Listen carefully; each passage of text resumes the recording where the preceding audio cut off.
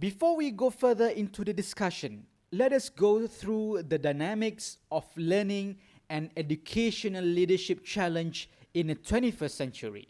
Number one, there is a growing shortage of high quality, innovative leaders across the globe.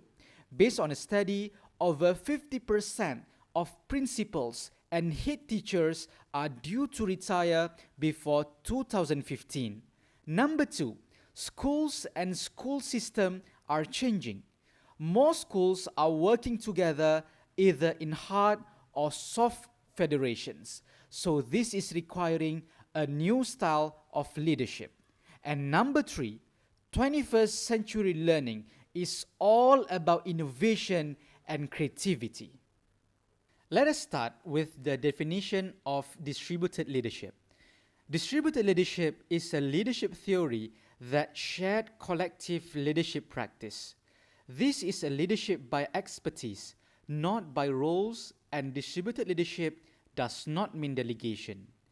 Distributed leadership theory involves the bigger picture in a sense that sharing the leadership is important to maximize the impact in the organization.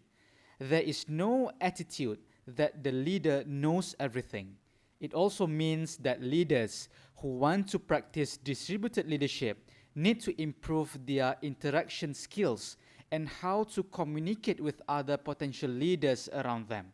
This will allow them to identify and understand more about other potential leaders to enable excellent distributed leadership in the organization.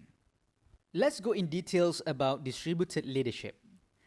According to Prof. Elma Harris, distributed leadership is a collective leadership responsibility rather than top-down authority. It is constructed through shared action and interaction. Distributed leadership offers an alternative perspective on leaders and leading in school.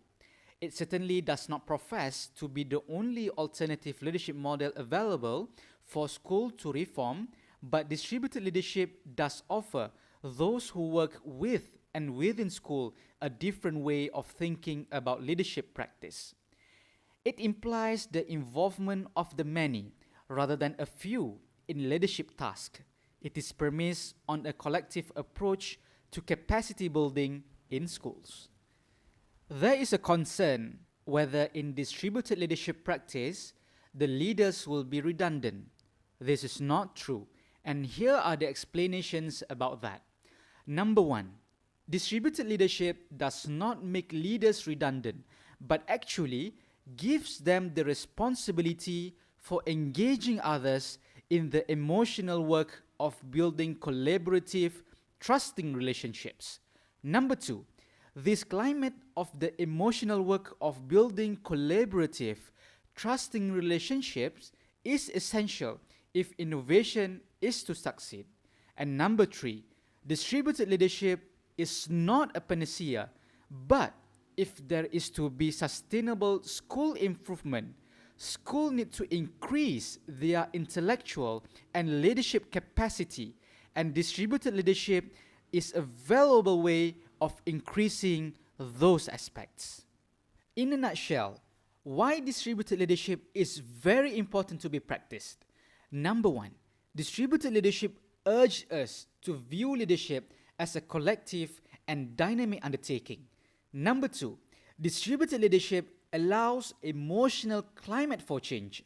Distributed leadership gets everyone to commit to emotional work of building collaborative and trusting relationships.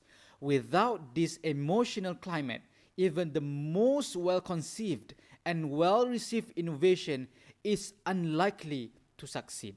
And number three, leadership practice is formed through the interaction of leaders, followers, and their situation.